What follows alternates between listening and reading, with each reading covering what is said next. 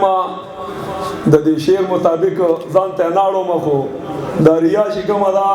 که تاسو ته پته دا ملایم صاحبان هم ناستي دا د زړه سره تعلق لري چې زړه کې د سره شي بس ریا ده.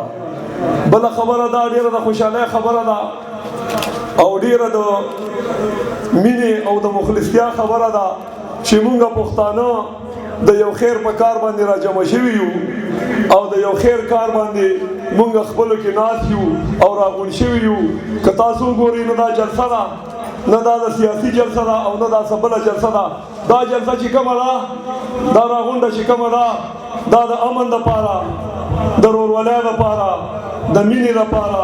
د اخلاص دپاره دا خلک راغونډ شوي دي او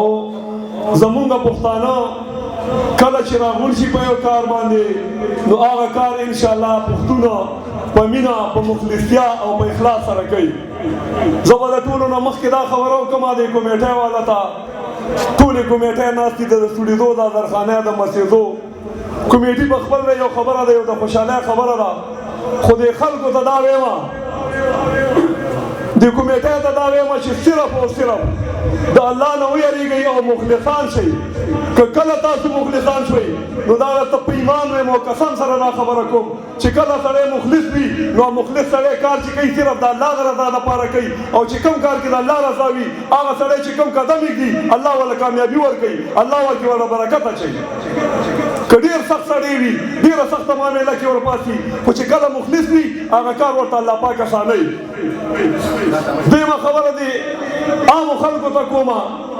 چې ګورې په معاشره کې دوه قسمه خلک دي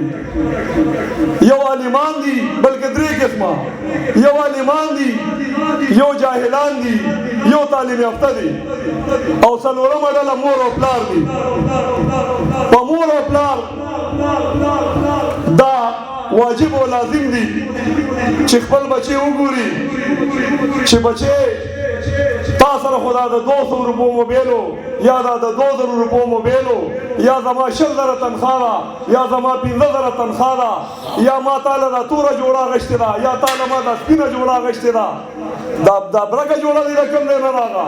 دا د 100,000 روپو بوټان دې رقم دی نه پخپو دي دا تماچه دې ولې پورې پورې تړلې ده دا موبیل در سره ولې د 100,000 روپو دی نو دا حق د چا دی دا حق د پلار دی چې د دوی نه وکړي چې زما حیثیت دی ته به هغسې کې که چېرته د دوی نه چا دا تپوس ونه کړو نو یاد وساته چې هغه ځای به یا غل وي یا به جوارګر وي یا به ګړکپ وي یا به دوکمار وي خو ده کې به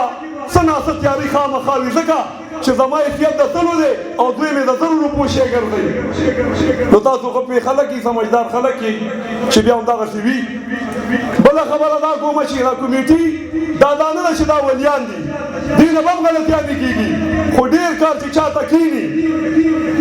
د چا جنګ شوی دی د چا شر شوی دی د چا فساد شوی دی چې چا ته کښېني هغه دې دا اړه کې سوچ وکړي چې دا خلک څه دپاره راغلي دي. دا خو زما د کور د جوړولو دپاره راغلي دي دا خو زما د بچي دپاره راغلي دي دا خو مې دا دوی چرس کړي دا خو مې دا دوی غلا کوي ما ته وایي چې دا مه کوه دا دوی د جګړه کوي دا مه کوه دا دوی د غلط ګرځي دا مه کوه نو دا به ځان ته نه ودروئ چې ما له دا کمیټي راغله دا ولې راغله دا تا احسان وګڼه د دې خلکو چې د دې فتنې په دور کې یو سړی خپل کارونه پرېږدي او زما ستا کور ته راځي زما ستا کور د شر نه د فساد نه د جنګ نه د نشو نه د تماشو نه وګورئ یو بې غیرته نشه شروع ده ټوله لکانې تباه و برباد کړو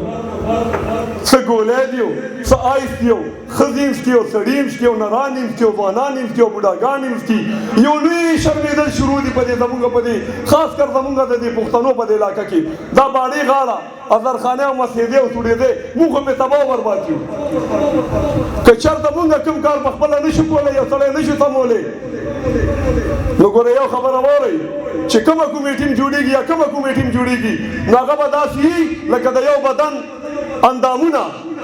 که هغه نه جنګ جوړېږي شاته ټول به په یو طرف وي که هغه سره څوک جنګ کوي ټول به په یو طرف وي که په هغه څوک دس کوي ټول به په یو طرف وي که هغه سره څوک زیاتې کوي ټول دا به نه وي